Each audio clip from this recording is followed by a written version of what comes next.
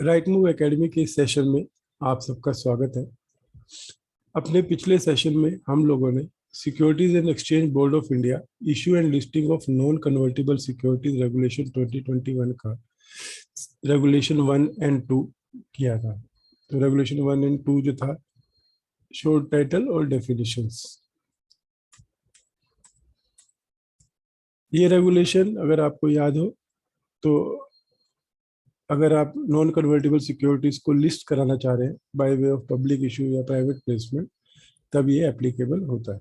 तो आज हम इसका रेगुलेशन 3 ऑनवर्ड पढ़ेंगे। सो रेगुलेशन 3 है एप्लीकेबिलिटी। सो ये रेगुलेशंस किन के ऊपर एप्लीकेबल है? So it says unless otherwise provided these regulations shall apply to the, किस चीज को? इश्यूएंस एंड लिस्टिंग ऑफ क्या? Debt security and non convertible redeemable preference shares. Yes, by way of public issue. अगर आप public issue के through debt security या non convertible redeemable preference share issue करते हैं, तब आपको ये रेगुलेशन कंप्लाई करना है। Issuance and listing of non-convertible securities by an issuer on private placement basis. So non-convertible securities को already ऊपर define किया हुआ है। तो apart from debt security and redeemable preference share, perpetual debt security, perpetual preference shares भी covered थे। और listing of commercial paper जो आरबीआई की गाइडलाइन से इशू हुआ है। तो 3 टाइप की ट्रांजेक्शन्स के ऊपर ये रेगुलेशंस एप्लीकेबल है। अगर आप पब्लिक इशू कर रहे हो डेट सिक्योरिटी का, जो कि नॉन कन्वर्टिबल है, और non convertible preference redeemable preference shares का, तो हम समरी में इसको लिखते हैं।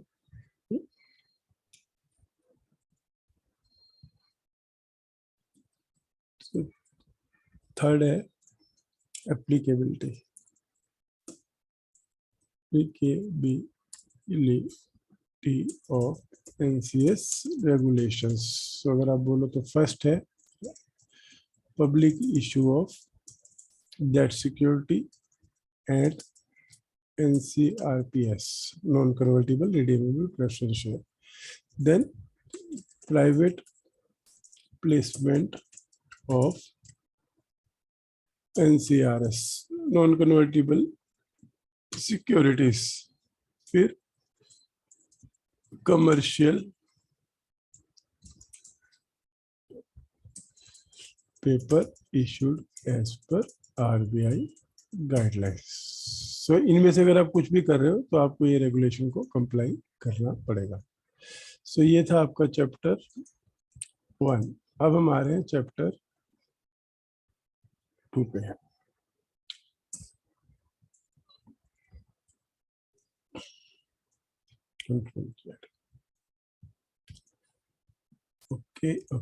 okay. Now we are saying this is chapter 2. What is chapter 2? General conditions and eligibility criteria. Okay. तो चैप्टर 2 की एप्लीकेबिलिटी, ये चैप्टर किस किस के ऊपर एप्लीकेबल है? वो पहला था पूरा रेगुलेशन किसके ऊपर एप्लीकेबल है। ना ये चैप्टर 2 किस किस कंपनी को कंप्लाई करना है। रेगुलेशन है 4.1, this chapter shall apply to issuance and listing of, किस चीज के लिए? Debt security and non convertible preference share by public issue और non convertible security by issuer on private placement basis. तो कमर्शियल पेपर पे ये applicable नहीं है। Unless otherwise provided in this regulation, an issuer making an offer of non-convertible security shall satisfy the condition of these regulations. कब कब करना है? Date of filing of draft offer document. Draft offer document में public issue के case में prospectus और private placement के case में information memorandum with the board. Date of filing with the board as the case में भी यहाँ पे फर्स्ट है ड्राफ्ट ऑफर डॉक्यूमेंट, सेकंड है ऑफर डॉक्यूमेंट और थर्ड है ROC. So what they want to say, summary में लिखते हैं 4। ठीक है, एप्लीकेबिलिटी ऑफ चैप्टर 2 जो कि है general conditions and eligibility criteria. Okay, so what दे से, एक तो एप्लीकेबल है ये public issue of debt security and non convertible redeemable preference share. दूसरा प्राइवेट प्लेसमेंट ऑफ एनसीएस। अब ऊपर जो था सेम था, लेकिन यहाँ कमर्शियल पेपर एक्सक्लूड हो गया। उसके बाद व्हाट दे आर सेइंग कि कंडीशंस जो भी इस चैप्टर में दी गई है to be satisfied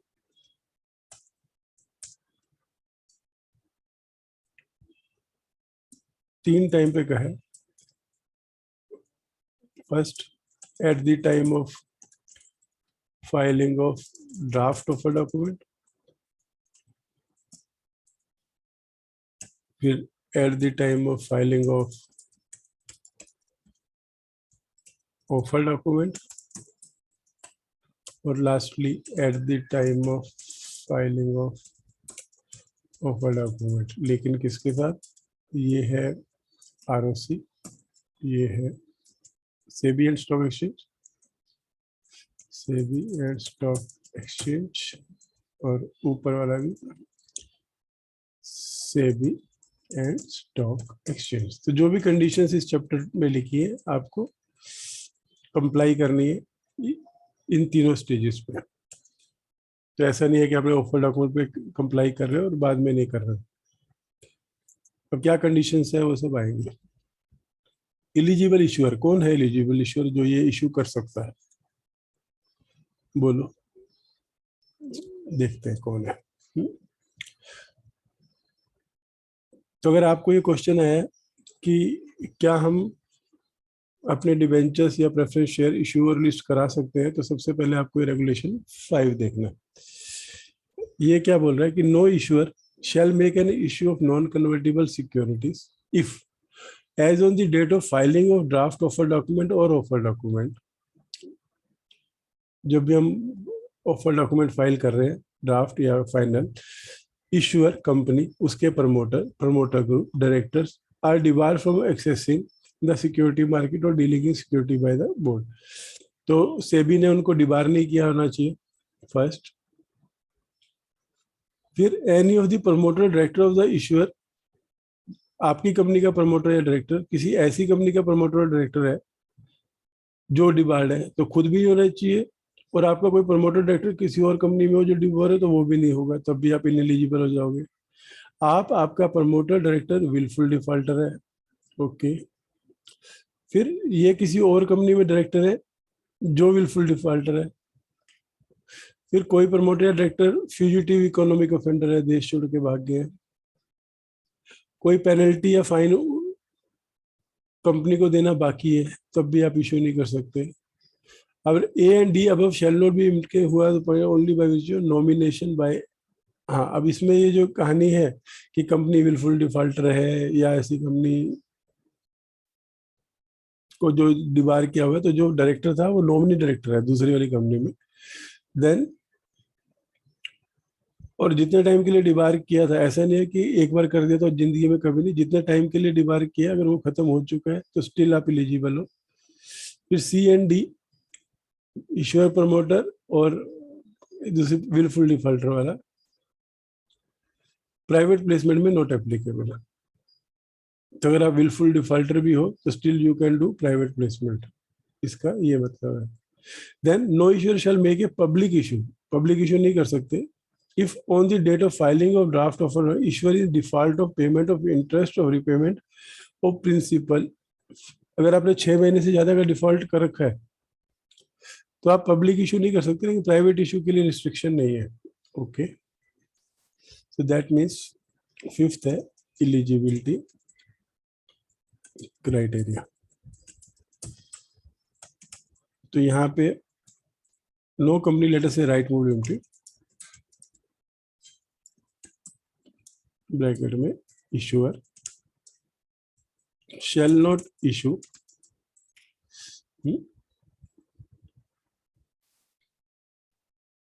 non-convertible security if on file date of filing of offer, जो पहले ड्राफ्ट ऑफर आती है, पब्लिक ऑफर डॉक्यूमेंट, क्या क्या कंडीशंस है।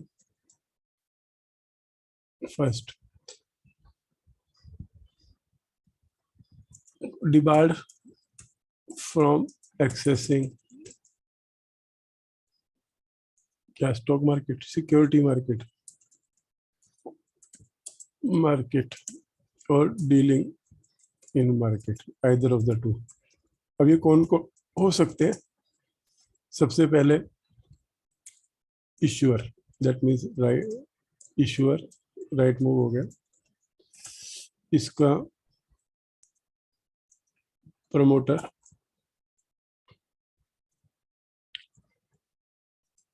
प्रमोटर, प्रमोटर ग्रुप और डायरेक्टर, डायरेक्टर, ठीक है। और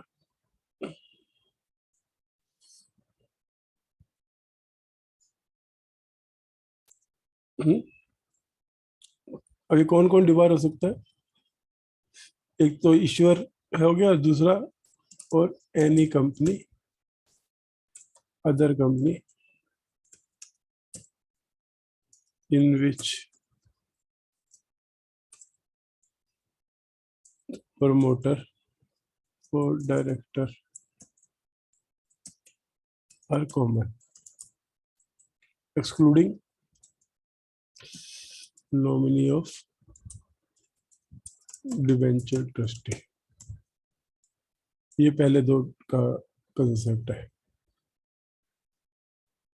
तो ये लोग अगर डिबार है तो कंपनी इशू नहीं ला सकते। ओके। सेकंड, ए हो गया, बी हो गया, सी विलफुल डिफॉल्टर, ठीक है। विलफुल क्यों नहीं दे रहा? विलफुल डिफॉल्टर कौन? Issuer, promoter, promoter group, director और अदर कंपनी विद प्रमोटर और डायरेक्टर कॉमन। तो ये हो गया सेकंड, सीओडी। देन fugitive economic offender, fugitive economic offender, ठीक, कलरिंग बाद में करेंगे। सो अगर कौन फ्यूजिटिव इकोनॉमिक ऑफेंडर है, वो शुड बी प्रमोटर और होल टाइम डायरेक्टर। अच्छा, यहाँ पे डी में देखो ध्यान से, एनी ऑफ द प्रमोटर और whole time director of the issuer is a promoter. तो यहाँ पे प्रमोटर और भी क्या कवर किया, इश्यूअर, प्रमोटर, डायरेक्टर। तो यहाँ पर ऊपर की लाइन में इश्यूअर, प्रमोटर, डायरेक्टर और with other company with promoter और होल टाइम डायरेक्टर कॉमन। और फ्यूजिटिव इकोनॉमिक ऑफेंडर के केस में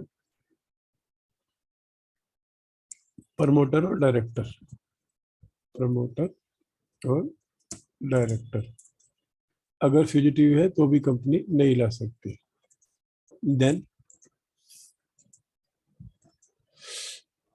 फाइन, फाइन भी है कि पेनल्टी भी है? हाँ, फाइन और पेनल्टी अनपेड है। किसको? सेबी को और स्टॉक एक्सचेंज को। तो बाय कंपनी के डायरेक्टर्स, तो दिस इज इश्यूअर। तो इस केस में अगर आप देखेंगे, शैल नॉट इशू एनसीएस, आप एनसीएस नहीं इशू कर पाओगे कब? अगर आप डिबार्ड हो सिक्योरिटी मार्केट एक्सेस करने से, केवल जो वर्ड है उसको हम हाईलाइट करते हैं। आप डिबार्ड हो, विलफुल डिफॉल्टर, क्या क्या टेस्ट है? फ्यूजिटिव इकोनॉमिक ऑफेंडर या पेनल्टी अनपेड। ये 4 क्राइटेरिया अगर आपके सेटिस्फाई नहीं हो रहे तो आप लिस्टिंग नहीं करा पाओगे। अब एक्सेप्शंस क्या दिए? Restriction in B and D, another company वाला। सो ये जो हमने यहाँ लिखा, ये इधर और इधर यहाँ पे एप्लीकेबल है। Exclude nominee of debenture trustee. Then debarment is over. Second case में डिबारमेंट में इफ पीरियड ओवर, सो ये एग्जाम्पशन है।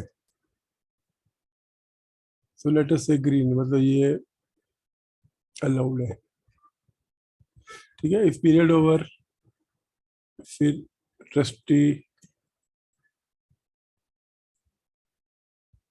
जो एक्सक्लूड कर रहे हैं, सो ये इस कंडीशन से बाहर है। देन सी एंड डी कि विलफुल डिफॉल्टर जो है, विलफुल डिफॉल्टर यहाँ पे सेकंड है, not applicable on private placement. तो प्राइवेट प्लेसमेंट कर रहे तो नहीं चलेगा। सो ये था एलिजिबिलिटी क्राइटेरिया। निचले पेज पे लेना इसका। तो क्या था एलिजिबिलिटी क्राइटेरिया? आप इशू नहीं कर पाओगे अगर आप डिबार्ड हो, विलफुल डिफॉल्टर हो, फ्यूजिटिव इकोनॉमिक ऑफेंडर है, या फाइन पेनल्टी का क्राइटेरिया हो रहा है। उसके बाद क्या है, एक और कंडीशन जो आप नहीं कर पाओगे,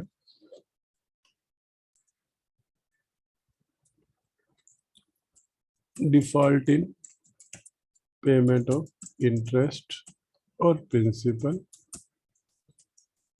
greater than for more than 6 months, right? Clear? I don't think इसमें कोई डाउट है। सो प्राइवेट प्लेसमेंट के केस में अगर आप विलफुल डिफॉल्टर हो तो भी आप कर सकते हो, लेकिन पब्लिक इशू तो नहीं कर सकते इनमें से कोई भी। और जो एक्सेप्शंस है वो डिवेंचर ट्रस्टी के लिए और डिपार्टमेंट में बोला है पीरियड ओवर हो गया तो ऑलरेडी सेटिस्फाई कर रहा है कंडीशन। इन प्रिंसिपल अप्रूवल, तो अभी शुरू क्या प्रोसेस है? The issuer shall make an application to one or more stock exchange and obtain in principle approval for listing of his non-convertible securities from the stock exchange where such securities are proposed to be listed. So issue करने से पहले आपको exchange से इन principle approval लेनी है। अगर आपने 2 जगह लिस्ट कराना है, सपोज आप अपने डिवेंचर्स बीएससी एनएससी दोनों पे लिस्ट कराना चाह रहे हो, तो आपको दोनों में से एक एक्सचेंज को डेजिग्नेटेड स्टॉक एक्सचेंज करेंगे जिससे आप सारी कॉरेस्पॉन्डेंस करोगे। और ऐसा नहीं है कि अगर आपने एक इशू में एक एक्सचेंज को चूज कर लिया तो हमेशा उसी को रखना है, तो आप फ्यूचर में जाके दूसरी एक्सचेंज को भी अगले इशू के लिए डेजिग्नेट कर सकते हैं। तो रेगुलेशन 6 है, इन प्रिंसिपल अप्रूवल। ये जो वीडियोस है या ये जो हम कर रहे हैं, इसका ऑब्जेक्टिव समरी में आपको बताना नहीं है। हम लोग अकेले में पढ़ने में आलस कर जाते हैं, पूरा नहीं पढ़ते, या आप पढ़ रहे हो और कोई पॉइंट पे आप अटक गए हो तो आप यहाँ पर फास्ट फॉरवर्ड करके उस पर्टिकुलर पॉइंट को आप समझ सकते हो। ये सिर्फ एक असिस्टेड क्लासरूम रीडिंग टाइप का कंसेप्ट है, तो फैंसी प्रेजेंटेशंस नहीं है, टू द पॉइंट बात नहीं है। तो इसलिए हम इसको बोलते हैं डिटेल रीडिंग, कि एक एक प्रोविजन को पढ़ने का उसका क्या इम्प्लीकेशन है वो अंडरस्टैंड करने का। सो इसीलिए थोड़ा लेंथी रहता है, तो आपको इसको पढ़ना है या देखना है तो बहुत पेशेंस लगेगी। तो यहाँ पे हो गया हमारा इश्यूअर है राइट मूव, इश्यूअर क्या करना है इसको, to obtain in principle approval, principle approval किससे, one or more stock exchange, और वन और मोर हुआ तो डेजिग्नेट करो, designate stock exchange which can be changed later for future issues, right? So this is regulation 6. अब इन principle approval कैसे लेते हैं, वो एक्सचेंज की साइट पे चेकलिस्ट है, तो सारे डॉक्यूमेंट्स आपको एक्सचेंज को प्रोवाइड करने पड़ेंगे। तो ये है आपका इन principle approval regulation 6।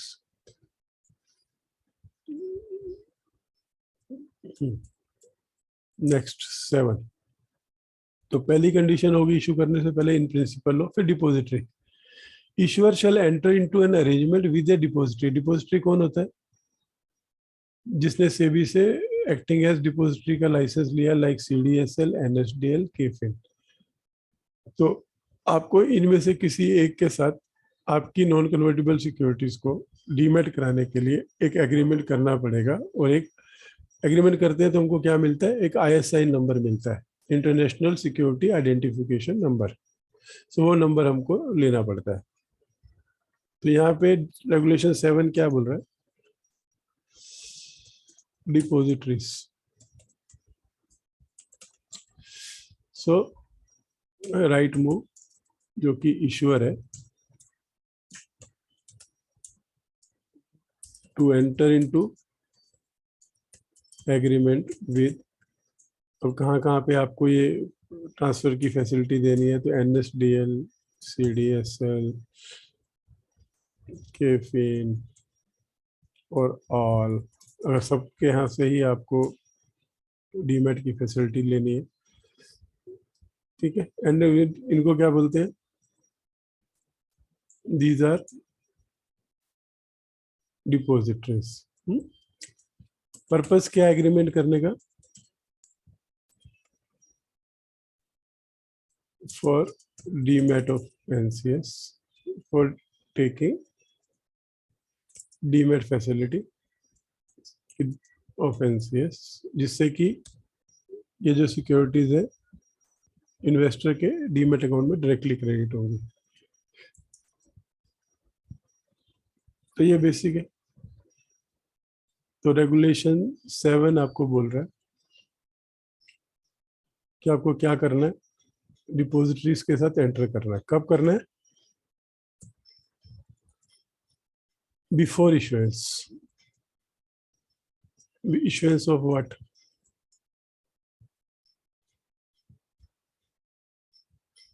obviously before issuance of securities, right?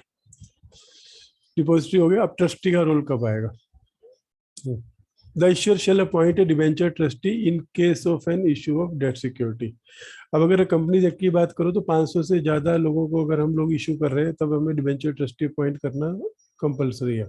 लेकिन अगर आपको लिस्ट कराना है तो आपको हर हालत में डिबेंचर ट्रस्टी अपॉइंट करना जरूरी है। अब ये डिबेंचर ट्रस्टी कौन होता है, ऐसा नहीं है कि आप अपने एम्प्लॉई को ट्रस्टी बना रहे हो, ये एक एजेंसीज है जिन्होंने सेबी से रजिस्ट्रेशन लिया हुआ है टू एक्ट एज ट्रस्टी। तो इसमें कई नाम आते हैं, आईडीबीआई ट्रस्टी, एक्सिस ट्रस्टी। सो आप क्या करते हो, इशू करने से पहले आप उनको अप्रोच करते हो, उनसे प्रपोजल लेटर लेते हो, वो इशू साइज के बेस पे अपनी फीस चार्ज करते हैं।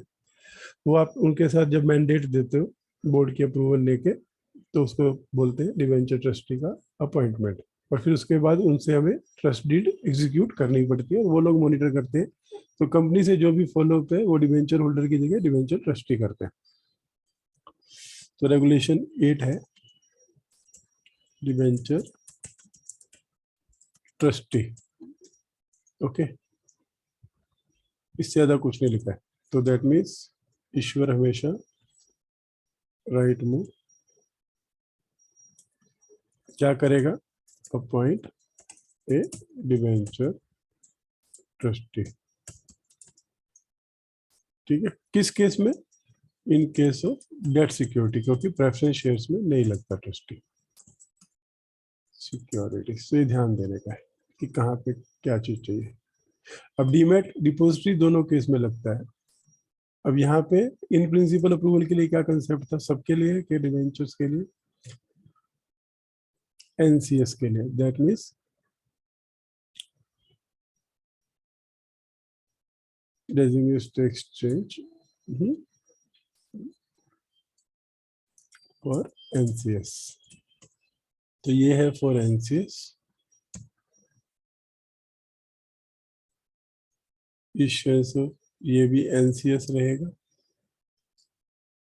नॉन कन्वर्टिबल सिक्योरिटीज, और ये डेट सिक्योरिटीज के लिए ही एप्लीकेबल है। तो डिवेंचर ट्रस्टी क्लियर हो गया। Then 9th number RTA. RTA कौन होता है? जो आपका पूरा ट्रांसफर्स का काम संभालता है। तो इसमें Intime, Bigshare, MCS. तो हमें क्या करना है? Issuer shall appoint a registrar to the issue, जो होना चाहिए बोर्ड सेबी से रजिस्टर्ड, जिसके पास सब डिपोजिटरी के साथ कनेक्टिविटी हो। दैट मीन्स उस आरटीए का एग्रीमेंट एनएसडीएल, सीडीएसएल, केफिन सबके साथ होना चाहिए, ताकि अगर हम जिसको भी चूज करें वो उनके साथ हमें सर्विसेज प्रोवाइड कर दे। अगर कंपनी खुद ही आरटीए है तो फिर रजिस्ट्रार की जरूरत नहीं है, या इन हाउस भी मैनेज कर सकती है। लेकिन लीड मैनेजर जो हमने बोला था कि इशू के लिए हम मर्चेंट बैंकर अपॉइंट करते हैं, वो रजिस्ट्रार टू इशू नहीं बनेगा। तो अगर आपने, सपोज मैं एग्जांपल देता हूँ, आपने एसबीआई कैप्स को लीड मैनेजर बनाया, तो एसबीआई कैप्स के पास अगर आरटीए का लाइसेंस है तो वो ये काम नहीं कर पाएंगे। तो 3 चीजें रजिस्ट्रार में, पहले अपॉइंट करना खुद को, सॉरी यहाँ पे था it shall not appoint itself. So अगर आप खुद ही RTO like link in time ही इशू करना चाह रही है, तो आप खुद ही को आरटीए नहीं बना सकते, आपको दूसरे आरटीए के पास जाना है, और लीड मैनेजर एक्ट नहीं करेगा। तो registrar and share transfer agent, 3 चीजें इसमें। किसके लिए अपॉइंट होना है? सबके लिए होना है। To appoint SEBI registered RTA for NCS issue having connectivity with all depositories. Okay, secondly, can't act as RTA of its own issue. यही था उसका मतलब। Yes. Thirdly क्या था? Lead manager not to act as RTA. Right. ज्यादा bold हो रहा है, थोड़ा अनबोल्ड कर देते हैं। 9th के बाद आया 10th। Credit rating. अब क्रेडिट रेटिंग क्या होती है? क्रेडिट रेटिंग, जब आप अपने डेट इशू करने वाले हो, बैंक से लोन ले रहे हो, तो आप क्रेडिट रेटिंग एजेंसीज के पास जाते हो, अपनी इन्फॉर्मेशन शेयर करते हैं, और वो उन इन्फॉर्मेशन के बेस पे आपको एक पर्टिकुलर रेटिंग असाइन करते हैं कि आपकी जो आउटलुक है वो स्टेबल है, डिफॉल्टिंग है, गुड है, और उसके लिए उनके सिंबल रहते हैं। तो यहाँ पर क्या लिखा हुआ है? The issuer shall obtain credit rating from at least one credit rating agency, CRISIL, CARE, we shall be disclose in the offer document. अगर ऑफर डॉक्यूमेंट में डिस्क्लोज करना है तो उसके बनने से पहले क्रेडिट रेटिंग आपके हाथ में होनी चाहिए। Then where credit rating are obtained from more than one credit rating agency for the issue, all the rating including the unaccepted rating shall be disclose. अब कैसा है, आपने, आप केयर के पास गए, उसने आपको डिफॉल्ट की रेटिंग दे दी, आपने बोला ये एक्सेप्ट नहीं है, अब हम किसी और आरटीए इस पे क्रेडिट एजेंसी पे जाते हैं, उसने आपको थोड़ी अच्छी रेटिंग दे दी, तो आपने केयर वाली डिस्क्लोज नहीं करी। तो ऐसा नहीं है, आपको दोनों डिस्क्लोज करनी पड़ेंगी। तो क्रेडिट रेटिंग एजेंसी के लिए, क्रेडिट रेटिंग एजेंसी के लिए क्या है, कब इशू करना है, किसके लिए इशू? तो ये नहीं बोला कि डेट, तो किसी भी टाइप की सिक्योरिटीज के लिए आपको इशू करना है। तो to be obtained from at least one credit rating agency, then and to disclose all in offered document and disclosing offered document, all including unaccepted one if taken from more than one। यही मतलब हुआ। सो credit rating agency के लिए बोल रहा है कि ईश्वर जो है वो एटलीस्ट एक क्रेडिट रेटिंग एजेंसी से रेटिंग कराएगी और अपने ऑफर डॉक्यूमेंट में डिस्क्लोज करेगी। अगर आपने एक से ज्यादा कराया तो आपको सारी रेटिंग डिस्क्लोज करनी है, इंक्लूडिंग आपने जो नहीं एक्सेप्ट की उसको भी। Okay, recovery expense fund.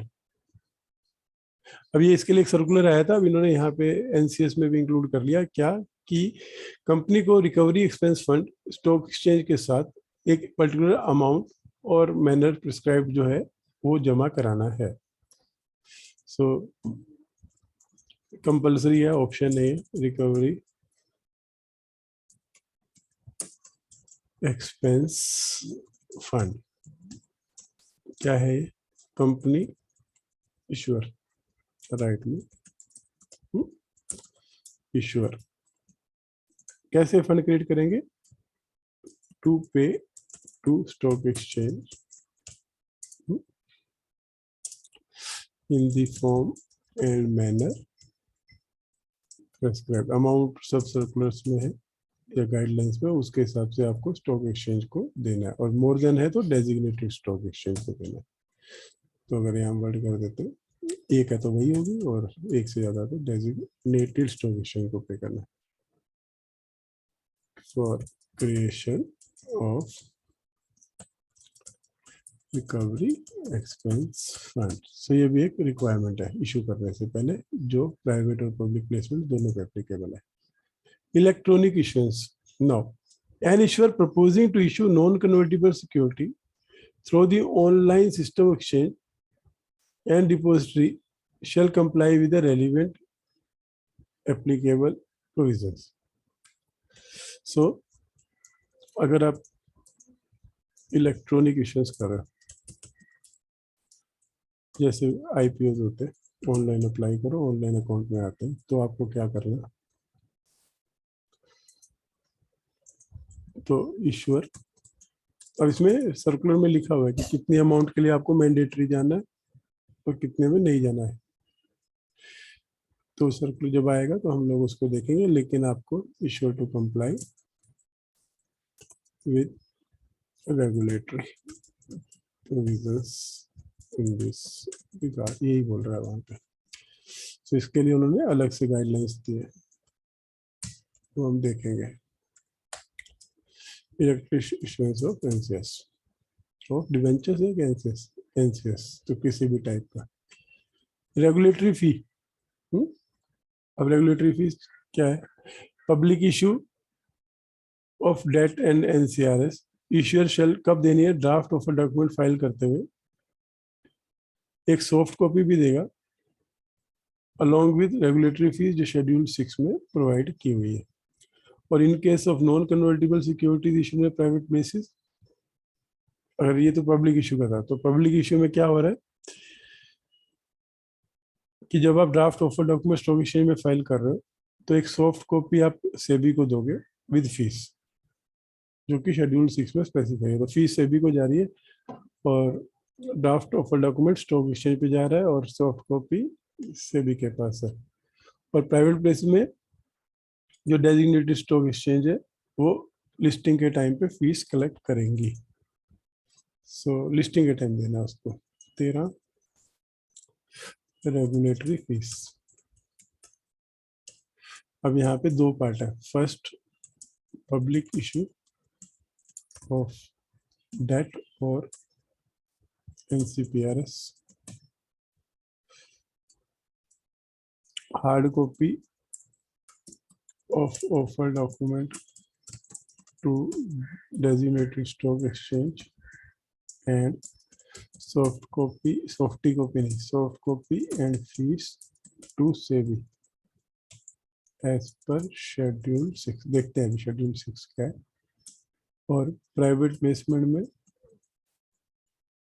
Placement of NCRS to be collected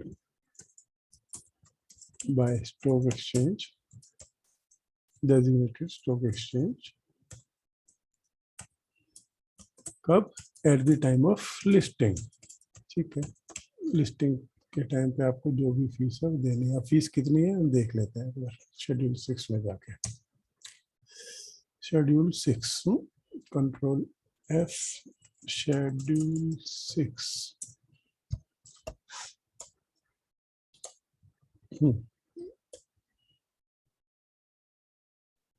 ji schedule 6। तो क्या कह रहा है? They shall be fees in respect of every draft document file with SEBI. तो कितनी है? नॉन रिफंडेबल फीस ऑफ 0.00025, 1,00,000 रुपए पे 25 रुपए of issued size subject to minimum of 25,000 रुपये मिनिमम और 50 लाख मैक्सिमम। ठीक है, कैसे पे करना है? चेक बनाना है, डीडी बनाना है, तो डायरेक्ट क्रेडिट करना है बैंक के अकाउंट में और जो भी आरबीआई ने मोड किया है या डीडी बना के देना है, either of the to. Private placement के केस में और कमर्शियल पेपर्स के केस में 5,000 रुपये फीस देनी है सिर्फ, वो भी लिस्टिंग के टाइम पे। तो प्राइवेट प्लेसमेंट में फीस कम है और जिस स्टॉक एक्सचेंज को देनी है वो, और जो कलेक्ट करेंगी वो अगले महीने की 10 तारीख तक सेबी को जमा कराएंगे। क्योंकि 5,000 रुपये के लिए सेबी पे जाना अच्छा नहीं, तो सेबी बोली सब एक साथ हमको एक्सचेंज सबमिट कराएगी। सो दैट मीन्स अगर हम यहाँ पे जाएं तो यहाँ पे फीस कितनी है? 5,000 और यहाँ पर कितनी है फीस? 0.00025% विद मिनिमम कितनी है और मैक्सिमम कितनी है? मिनिमम 25,000 थी I think so, 25K and maximum 50 lakh. हम आ रहे हैं बैठ के 50 लाख। ओके, तो ये हो गया आपका रेगुलेटरी फीस, कब कितनी और किसको देने। गुड, कंट्रोल हम आ गए अब रेगुलेशन नंबर। आज के दिन में हम सिर्फ चैप्टर 2 ही करने वाले। Day count convention. अब डे काउंट कन्वेंशन डेफिनेशन में हम लोगों ने देखा था कि इस कन्वेंशन के थ्रू हमें पता चलता है कि हमें कितने दिन का दो पेमेंट डेट के बीच में डेट कैसे कैलकुलेट करने। तो कैसे करने, क्या है day count? The day count convention for calculation of interest for non converted shall be on actual oblique actual. So actual days कितने हैं उसके बेस पे करना है। Then all payment shall be made on working day. जो भी payments होनी है वो वर्किंग डे पे आपको पेमेंट करनी है। किसको? जो डिवेंचर होल्डर है, प्रेफरेंशियल होल्डर है, उसको आप छुट्टी के दिन पेमेंट नहीं कर रहे हो, आप वर्किंग डे पे कर रहे हो। ठीक है, due payable falls on division such में शैल बी मैनर। और जिस दिन भी ड्यू डेट है, अभी ये क्या कंसेप्ट है? डेट्स फिक्स रहती हैं कि डिवेंचर पे इंटरेस्ट हर मंथ 30th को पे होगा। अब 30th को अगर संडे आ गया तो कैसे पे करेंगे? तो सेबी जैसा सर्कुलर है उसके थ्रू आपको पे करना है और एक्चुअल बेस पे डे कैलकुलेट करने हैं, हाइपोथेटिकली नहीं पकड़ना है। ओके, तो 3 चीजें बोल रहे हैं। जो सर्कुलर आएगा वो देखेंगे। डे काउंट कन्वेंशन में क्या ध्यान रखना है कि पहले इशू तो हो जाने दे, उसके बाद पेमेंट की बात करेंगे। फर्स्ट बोल रहे हैं कि it will be actual. Second बोल रहा है no payment to be done on working day. Payment of interest oblique dividend to be done on working day. फिर क्या बोल रहा? If due date is holiday then as per SEBI circular. Okay, immediate tension नहीं है, आने के बाद है, लेकिन इसके बारे में जो भी है वो डिसाइड हमको ऑफर डॉक्यूमेंट में लिखना पड़ेगा। हाँ, और मैं कोई एक्सपर्ट नहीं हूँ इस चीज़ का, आपके साथ ही पढ़ रहा हूँ, तो जैसे जैसे आएगा वैसे वैसे मैं भी समझूंगा और एक्सप्लेन करूँगा। हाँ, राइट टू रिकॉल और रिडीम प्रायर टू मैच्योरिटी। अब कोई भी डिवेंचर अगर इशू हुआ है 10 साल के लिए, तो अगर आप उसको रिकॉल, दो रिकॉल हो गया जब कंपनी रिकॉल कर रही है, और रिडीम जब सामने, उल्टा रिकॉल जो है जब आप बोलते हो कि हम पहले उसको बोलते हो कि हम हमें दे दो, हम पहले ही आपको रिडीम कर देंगे। और रिडम्पशन में सामने वाले को आप राइट देते हो कि आप चाहो तो पहले भी रिडीम करा सकते हो, तो उसको कॉल ऑप्शन कहते हैं। जब कंपनी कैन कॉल, कॉल मतलब बुला रही है, तो कंपनी बुला रही है इन्वेस्टर को कि भैया जो डिवेंचर हमने आपको इशू किए थे, आज हमारे पास पैसा पड़ा है, आप हमें दे दो तो हम आपको पे कर देते हैं। और पुट मतलब इन्वेस्टर टेबल पे पुट कर रहा है, रख रहा है। क्या रख रहा है? इन्वेस्टर बोलता है ये मेरे पास डिवेंचर है, मैं आपकी टेबल पे रख रहा हूँ, मुझे इसको पेमेंट कर दो। सो ये हो गया कॉल एंड पुट। तो कॉल में कंपनी बुला रही है और पुट में इन्वेस्टर दे रहा है कि मेरा रिडीम करो, मैं रखता हूँ, आई डोंट वांट। तो 15(1) an issuer making issuance of non convertible securities क्या करेगा? शेल, उसको रहेगा right to recall such security prior to maturity date, ठीक है। और shall have a right to provide such right of redemption of debt security prior to maturity to all the investor और only to retail investor. So ये अब company की option है कि ये जो पुट ऑप्शन है वो सबको दे रही है, ये रिटेल इन्वेस्टर को दे रही है, लेकिन उसको ये राइट है। Then such right to recall non convertible security और redeem debenture prior to maturity date. अब इतना बड़ा लिखते हैं, such call and put option shall be exercised in accordance with terms of issue and detailed disclosure in this regard shall be made in offer document। इन क्या क्या बताना है? Date when such right is exercisable, period of exercise, कितना time देंगे उसको exercise करने के लिए, एंड रिडम्पशन अमाउंट, कि आप कितना पेमेंट करोगे। तो सेकंड सिंपली बोल रहा है कि कॉल और पुट ऑप्शन को आपको ऑफर डॉक्यूमेंट में बताना है और उसके अंदर आपको सारी डिटेल्स देनी है। थर्ड, द इशूअर और investor may exercise such right with respect to all और with respect to part। सो ऐसा नहीं है कि अगर आपके एक कंपनी ने 1 लाख डिवेंचर इशू किए तो उसको पूरा का पूरा ही कॉल करना है या इन्वेस्टर को पूरा ही पुट करना है। They can do part also. अब अगर पार्ट हुआ तो इन case of partial such right because terms of the issue it shall be done on proportionate basis. So proportionately लेना है, ऐसा नहीं कि आप किसी का पूरा ले लो और किसी को कुछ मत दो। और मिनिमम ऐसा राइट देने के लिए 1 साल का लॉक इन है, मतलब आप इशू करने के 1 साल के अंदर कॉल एंड पुट नहीं कर सकते, तो मिनिमम 1 ईयर तो होल्डिंग कंपलसरी है। देन कैसे होगा ये exercise? You will send notice to all the eligible holders and debenture trustee at least 21 days before the date when such right is exercisable. तो अगर सपोज आपने बोला कि 1 तारीख से आप राइट एक्सरसाइज कर सकते हो, तो उसके 21 दिन पहले आपको नोटिस देना है, ईजीएम नोटिस की तरह। देन वो नोटिस जो है आपको स्टॉक एक्सचेंज भी देना है। ओके,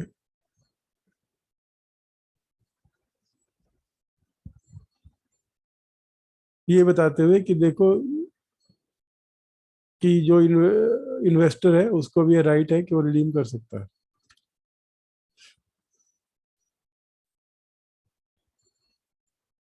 और अगर उसने ऐसा नहीं किया, उसको इंटरेस्ट देना है डिले में 15% पर एनम।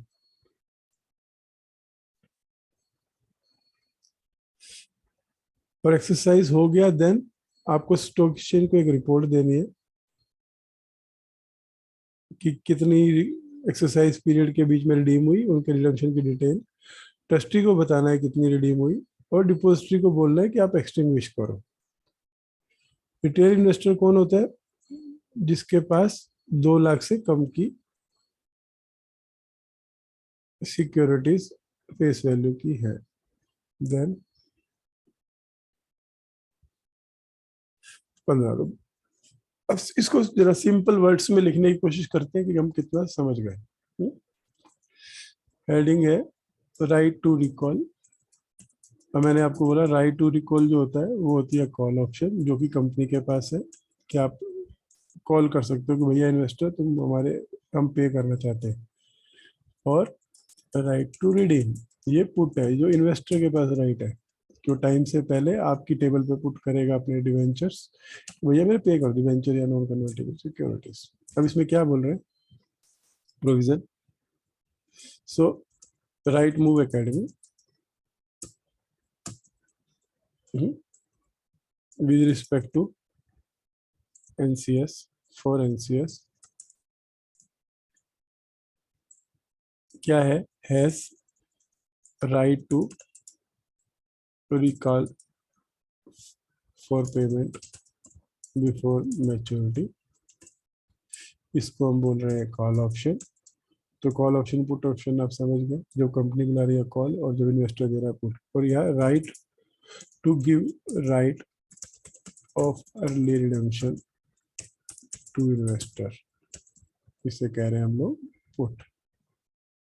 फिर उन लोगों ने आगे बोला है कि इसको फॉलो कैसे करेंगे, पहली कहानी क्लियर है।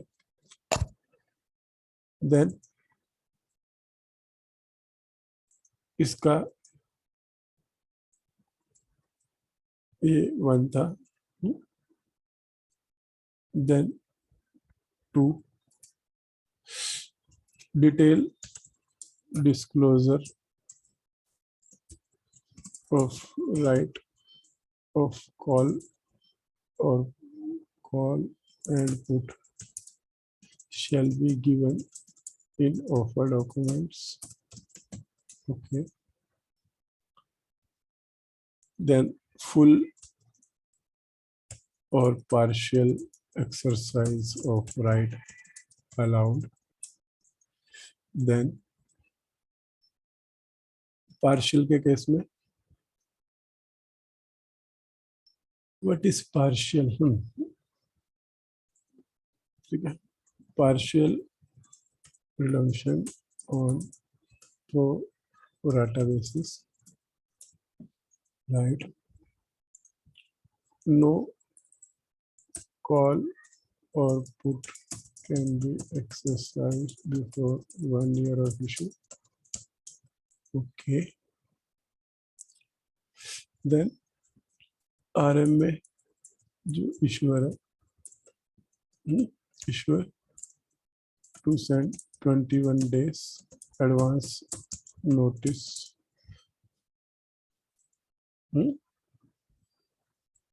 Before the date when right is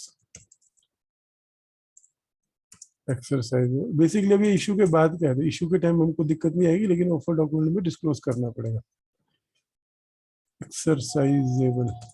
okay, then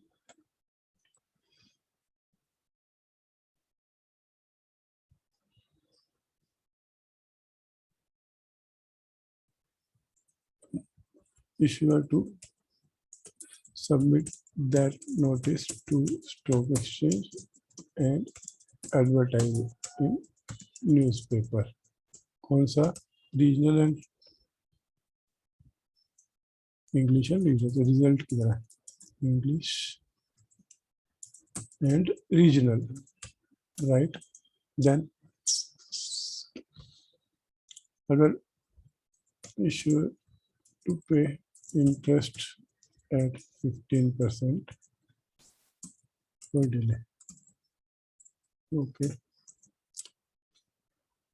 then after completion of redemption, exercise of right, क्या करना, एक्सरसाइज मतलब आपने डील करा लिया, रिपोर्ट देनी है, रिपोर्ट टू स्टॉक एक्सचेंज, किस बारे में,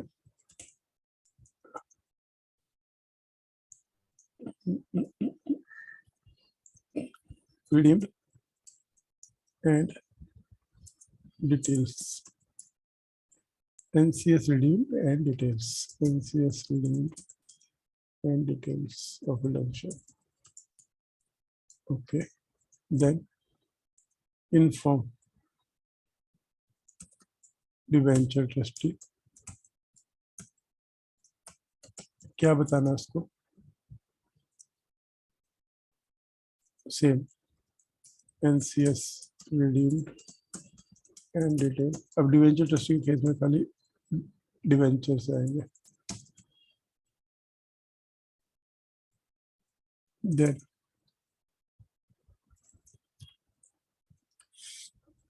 corporate action with depository, CDSL and FDL, किस लिए?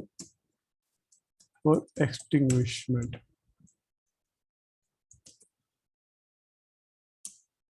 राइट, और रिटेल इन्वेस्टर जो है, और ये कहाँ लिखा था कि रिटेल का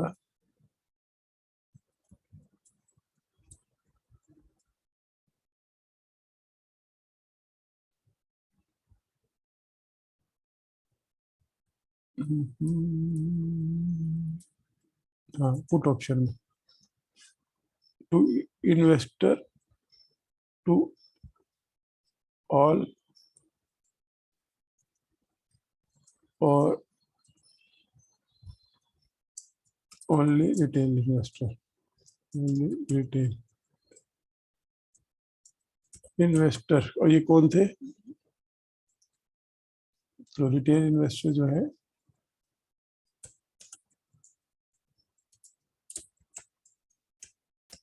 हैविंग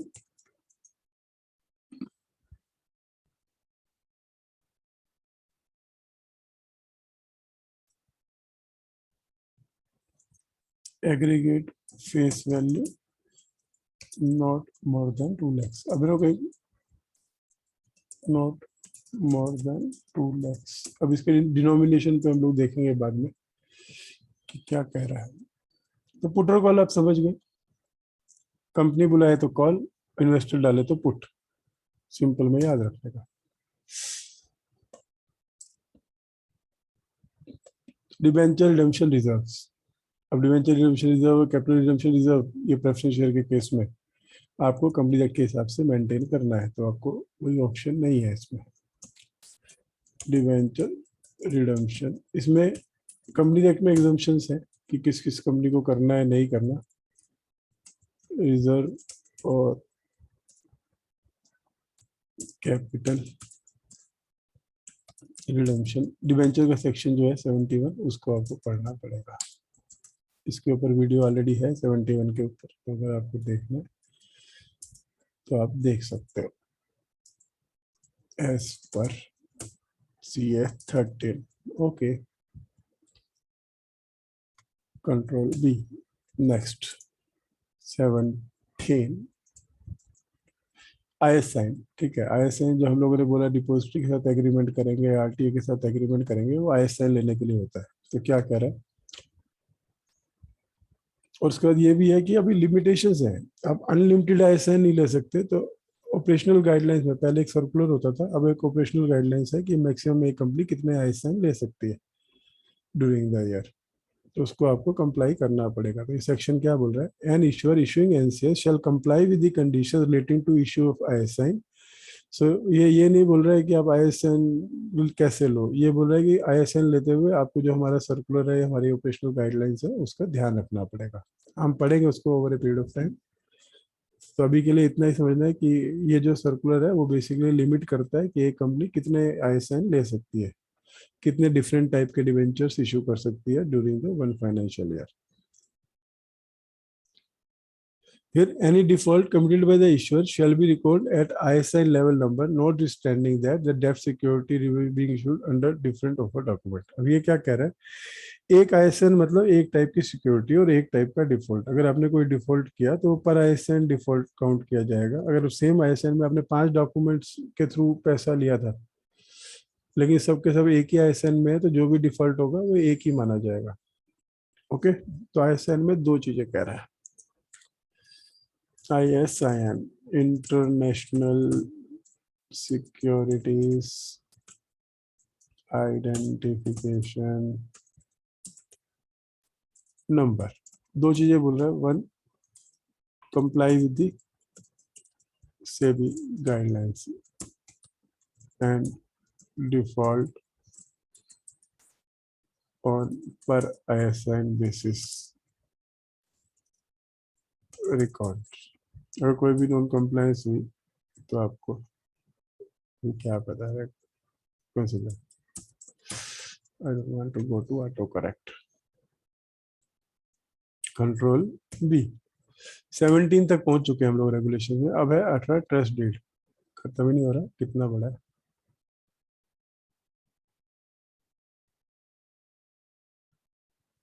जनरल कंडीशंस कितनी देख लूं? 18, 19, 20, 21, 22, 23, 24। चलो अभी 4 ही बचे, थोड़ा सा इंटरेस्ट लगा के देख लेते हैं। ट्रस्ट डीड के बारे में क्या बोल रहा है? ईश्वर एंड द डिवेंचर ट्रस्टी। हाँ, ईश्वर मतलब राइट वो डिवेंचर ट्रस्टी जिसको आपने अपॉइंट किया वो ट्रस्ट डीड करेंगे। कब? जो टाइमलाइन से भी बताएगा।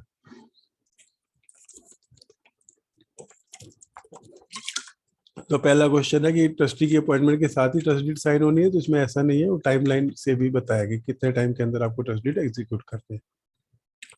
फिर आप एग्जीक्यूट नहीं कर पाते जो स्पेसिफाइड है, तो जो लायबिलिटी कंपनीज एक्ट में या रेगुलेशंस में है उसके अलावा आपको 2% पर एनम इंटरेस्ट ज्यादा देना पड़ेगा।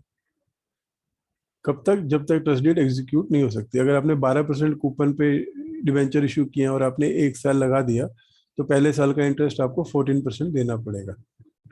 और ये आपको ट्रस्ट डीड में भी इंक्लूड करना पड़ेगा और ऑफर डॉक्यूमेंट में भी मेंशन करना पड़ेगा कि अगर कंपनी डिवेंचर ट्रस्ट डीड नहीं एग्जीक्यूट कर पाती टाइम से तो उसको 2% एक्स्ट्रा इंटरेस्ट मिलेगा।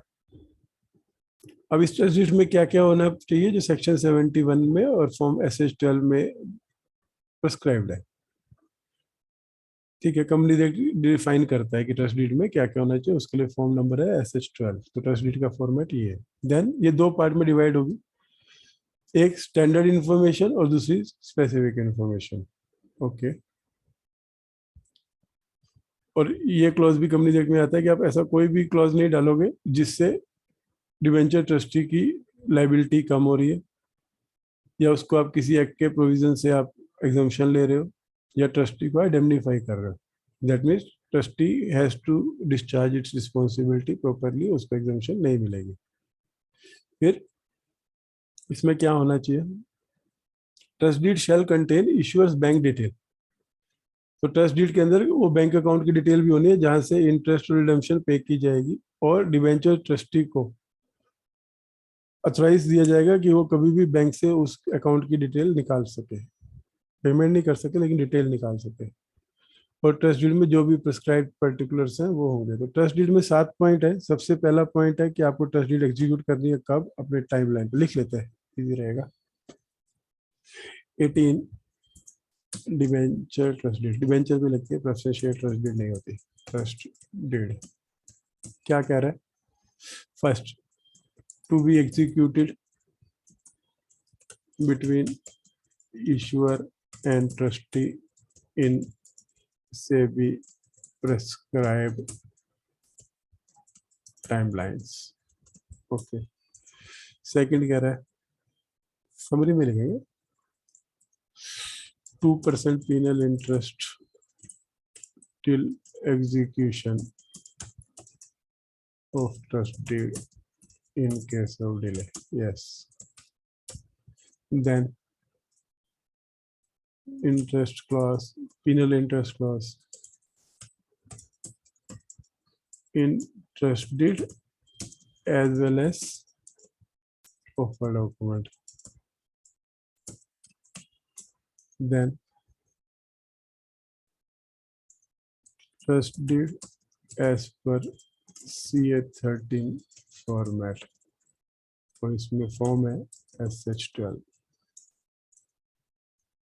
Then trust deed should not have clause limiting और वेविंग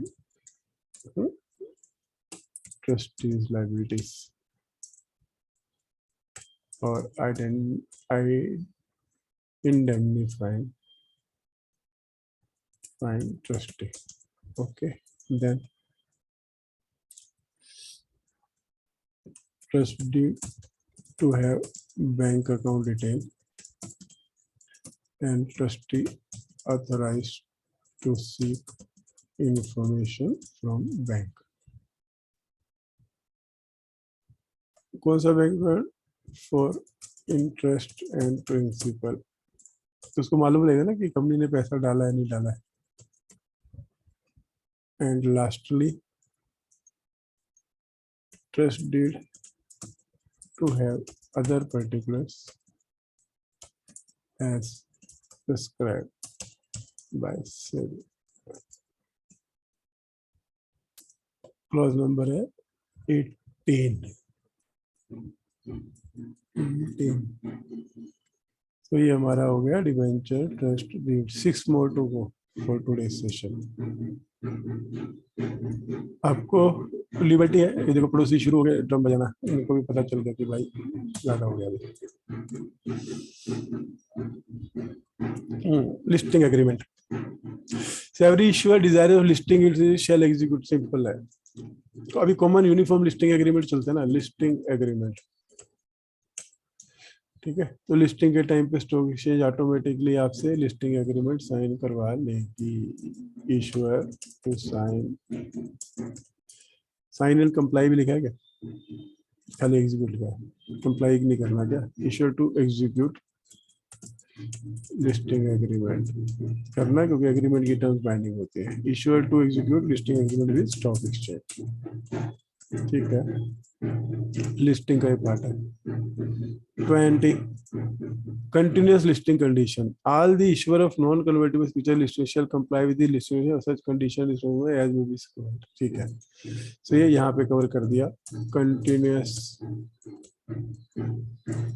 listing conditions। ठीक है, issuer to keep on complying LODR till listed। Okay, clear है। बी, ये कॉमन कंडीशंस है तो सब पे लग रही है। बाद में स्पेसिफिक पब्लिक इशू के लिए अलग, प्राइवेट प्लेसमेंट के लिए अलग। और जैसा हम लोगों ने बोला, हम लोग सिर्फ प्राइवेट प्लेसमेंट कंसीडर करेंगे, पब्लिक इशू के लिए मर्चेंट बैंकर बैठे। चलो, trading of non convertible security list क्यों कराते हैं? ताकि मैंने इशू किया किसी और को और वो स्टॉक एक्सचेंज से किसी और को बेच दे और मैं पेमेंट करूं किसी और को। तो trading of non convertible, the trade shall be cleared and settled through clearing corporation. हाँ, फिर in case of trade of non convertible security has been traded over the counter, such trade shall be reported on any of the reporting platform of a stock exchange. अगर पहले तो clearing corporation से होगा, अगर of the record हो रहा है, over the counter हो रहा है, तो आपको एक्सचेंज को नोटिफाई करना है और इसके लिए कंडीशंस जो है वो सेबी बताएगी। तो जब आएगी तो हम लोग देखेंगे। तो ट्रेडिंग के लिए क्या कह रहा है? Trading of NCS। First, trading settled through clearing corporation, equity जैसा corporation. If done over the counter,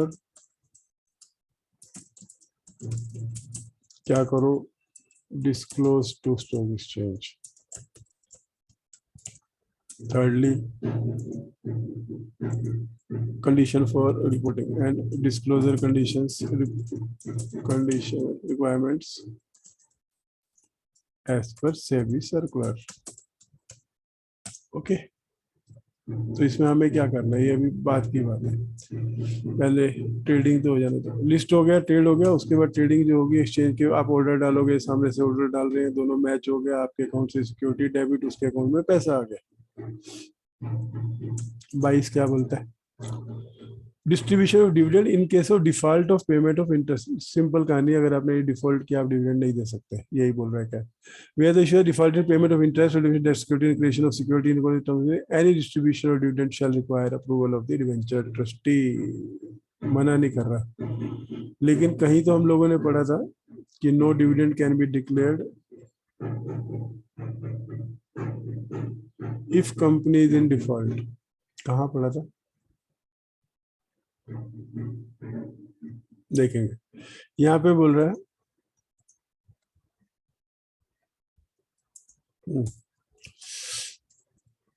distribution of dividend if default in किसमें इंटरेस्ट प्रिंसिपल और क्रिएशन ऑफ सिक्योरिटी, कब कैसे, only with the permission of debenture trustee control B. तो ये हो गया regulation 22। 23 बहुत दूर निकला है हम लोग, 3 से 23। ऑब्लिगेशन ऑफ द इशूअर, तो जो इशू कर रहा है उसको क्या क्या ध्यान रखना है, क्या है उसकी responsibility. First, all applicant in fair and equitable manner as per SEBI procedure. Okay, shall not employ any device scheme to defraud, तो shall not employ a device scheme to defraud. Then apply for score and use the same for all issues of NCB. Okay, in case of public issue all into the lead manager को सब information provide करनी है, ठीक है। that secured that security are secured by 100% security cover होना चाहिए या such high security cover होना चाहिए as per terms of offer document, trust deed, sufficient principal and interest। तो पहले asset cover वर्ड था, उसको इन लोगों ने security cover कर दिया। तो 23 में obligations of the issuer, क्या है उसके obligation। First obligation of the issuer क्या है, पहला obligation treat all fair, all applicant fairly and equitable manner, ठीक है, ये सब्जेक्टिव है। then no scheme to fraud or misrepresent, okay, और क्या, what else, हाँ, apply स्कोर आईडी। स्कोर क्या है, बीएससी का प्लेटफॉर्म है जहाँ पे आपको इन्वेस्टर कंप्लेंट के लिए करना पड़ता है। कोई भी कंप्लेंट अगर आती है तो स्कोर्स के थ्रू आपको रिजोल्व करनी पड़ती है। Then provide all information to lead manager for public issue. Then secured 100% security cover for principal and interest to create and maintain for debt securities, right।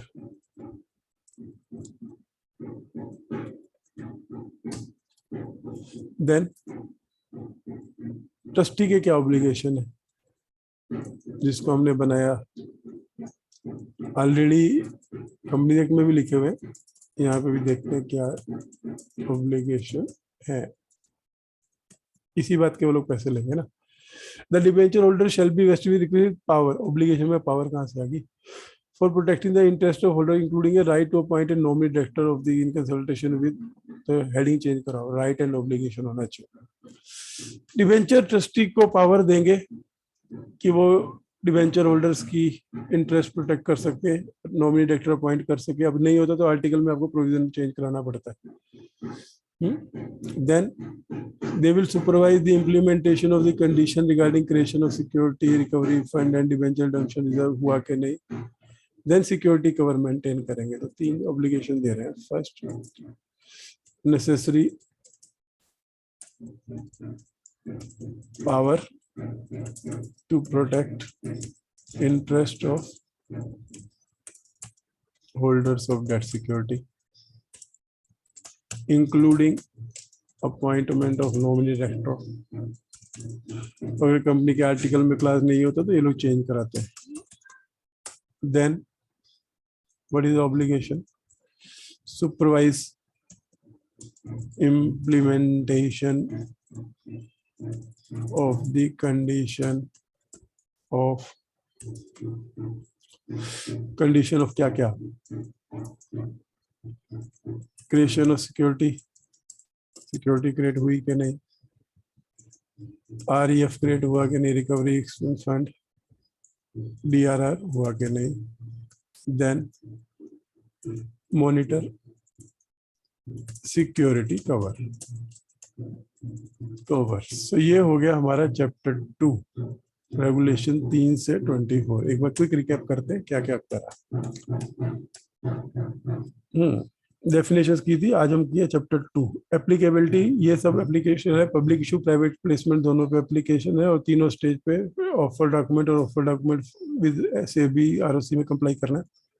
Then eligibility, अगर debarred है, wilful defaulter, economic offender, fine penalty unpaid, default in payment for more than 6 month, तो आप issue ही नहीं कर सकते। आपको इन principle approval लेनी है, डिपॉजिटरी के साथ एग्रीमेंट करना है, ट्रस्टी को अपॉइंट करना है, RTO को अपॉइंट करना है। आप खुद के RTO खुद नहीं बन सकते, लीड मैनेजर एक्ट नहीं करेगा। क्रेडिट रेटिंग एजेंसी से एजेंसी लेनी है रेटिंग, और ऑफर डॉक्यूमेंट में डिस्क्लोज करनी है। और अगर दो एक से ज्यादा लिया है तो अनएक्सेप्टेड वन भी करनी है। रिकवरी एक्सपेंस फंड क्रिएट करना है by making necessary payment. Electronic issues के लिए जो भी सर्कुलर है उसको कंप्लाई करना है। रेगुलेटरी फीस जो है 0.00025%, पब्लिक इशू में 25,000 से 50 लाख तक, प्राइवेट प्लेसमेंट में 5,000 रुपए। Day count convention actual basis पे पेमेंट कभी वर्किंग डे पे ही करनी है, और ड्यू डेट हॉलीडे हो तो सेबी के सर्कुलर के हिसाब से करना है। पुट एंड कॉल, अगर कंपनी के पास राइट है अर्ली मेच्योरिटी का, या इन्वेस्टर के पास राइट है तो उसको पुट बोलते हैं। तो ये दोनों ऑप्शन हो सकती हैं। आपको डिस्क्लोजर देना है, फुल पार्शियल एक्सरसाइज अलाउड है, पार्शियल रिडम्पशन होगी तो प्रोराटा बेसिस पे करना है। 1 साल के अंदर पुट कॉल नहीं कर सकते। एडवांस नोटिस आपको देना है 21 डेज पहले, जब ये राइट एक्सरसाइजेबल होता है न्यूज़पेपर में बताना है। इंटरेस्ट देना अगर डिले हो गया 15 दिन का। देन एक्सरसाइज होने के बाद स्टॉक एक्सचेंज को बताओ, एनसीएस रिडीम हो गया, ट्रस्टी को बताओ, कॉर्पोरेट एक्शन करके खत्म कराओ। रिटेल इन्वेस्टर जिनके पास 2 लाख से ज्यादा के अमाउंट की फेस वैल्यू के डिवेंचर नहीं है, डिवेंचर रिडम्पशन रिजर्व क्रिएट करो, ISN के प्रोविजन कंप्लाई करो। डिफॉल्ट अगर होंगे आपके तो पर ISN बेसिस पे कंसिडर किए जाएंगे। ट्रस्ट डीड एग्जीक्यूट करो, अगर नहीं करते तो 2% इंटरेस्ट लगेगा। ट्रस्ट डीड CA13 के फॉर्मेट में होनी चाहिए। उसमें आप ट्रस्टी की लाइबिलिटी को लिमिट नहीं कर सकते। आपको बैंक अकाउंट की डिटेल ट्रस्ट डीड में डालनी चाहिए, और सब अदर पर्टिकुलर भी होने चाहिए जो सेबी ने प्रिस्क्राइब किए हैं। आपको लिस्टिंग एग्रीमेंट एग्जीक्यूट करना है, उसकी कंडीशन कंप्लाई करनी है। आपकी ट्रेडिंग क्लियरिंग के ऑपरेशन के थ्रू होगी। अगर आपने ओवर द काउंटर किया तो आपको डिस्क्लोजर करना है, डिस्क्लोजर सेबी सर्कुलर के हिसाब से करना है। डिस्ट्रीब्यूशन ऑफ डिविडेंड, अगर डिफॉल्ट किया है तो डिस्ट्रीब्यूशन ऑफ डिविडेंड करने के लिए ट्रस्टी की अप्रूवल लेनी है। ऑब्लिगेशन ऑफ इश्यूअर, आप सबको इक्वल ट्रीट करोगे, कोई फ्रॉड नहीं करोगे। स्कोर ID पे रजिस्टर कराओगे, सब इन्फॉर्मेशन दोगे। पब्लिक इशू के केस में 100% सिक्योरिटी कवर मेंटेन करोगे। और ट्रस्टी का क्या ऑब्लिगेशन है कि उनको इंटरेस्ट पावर्स है वो प्रोटेक्ट कर सकते हैं। नॉमिनी डायरेक्टर अपॉइंट कर सकते हैं। Implementation of creation of security, recovery expense fund, DRR monitor करें, मॉनिटरी सिक्योरिटी कवर करें। तो चैप्टर 2 तो कवर हो गया। अब हम देखते हैं कि अब हमें इसके बाद कौन सा चैप्टर करना है। तो चैप्टर 3 जो है पब्लिक इशू के लिए एप्लीकेबल है, तो हम लोग ना ही कर रहे हैं। रेगुलेशन नंबर 25 से लेके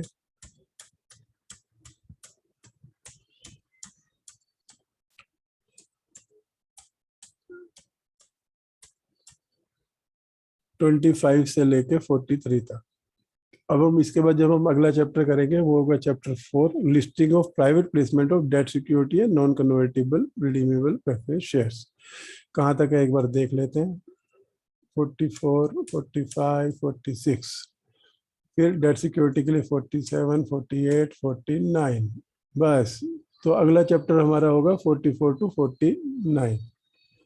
सो आपको कैसा लगा ये जरूर बताइए। अच्छा लगा तो शेयर कीजिए, कोई डाउट है तो व्हाट्सएप कीजिए, कॉल कीजिए। तो अगले सेशन में फिर मिलेंगे। तब तक के लिए धन्यवाद, आपने पढ़ा, इसको देखा। Thank you.